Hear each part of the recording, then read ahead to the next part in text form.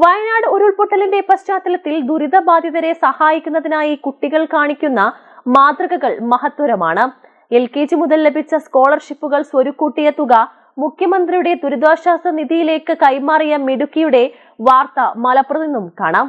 Pathakkara AUP school 6ാം തരം വിദ്യാർത്ഥിനിയായ ഫാത്തിമ നഹദിയ താരമായി മാറിയിരിക്കുകയാണ്. മുഖ്യമന്ത്രിയുടെ ദുരിതാശ്വാസ നിധിയിലേക്കാണ് തനിക്ക് ലഭിച്ച LKG മുതലുള്ള സ്കോളർഷിപ്പുകൾ സ്വരുക്കൂട്ടിയ തുക കൈമാറിയിരിക്കുന്നത്.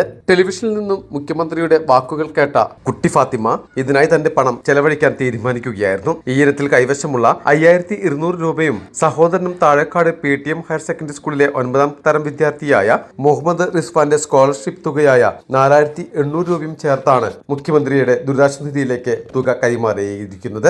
മലപ്പുറം കളക്ടറേറ്റിലെത്തിയ നഹദിയ 10000 രൂപയുടെ ഡ്രാഫ്റ്റ് ജില്ലാ കളക്ടർ VR വിനോദിന് കൈമാറി. മുഖ്യമന്ത്രിയുടെ ദുരിതാശ്വാസ നിധി വളരെ സുതാര്യമാണ്. അതുകൊണ്ടാണ് ഞാൻ അതിലേക്ക് സംഭാവന ചെയ്തത്. നിങ്ങൾ കൊണ്ട് പറ്റുന്ന സഹായം നിങ്ങൾ മുഖ്യമന്ത്രിയുടെ ദുരിതാശ്വാസ നിധിയിലേക്ക് ചെയ്യണം.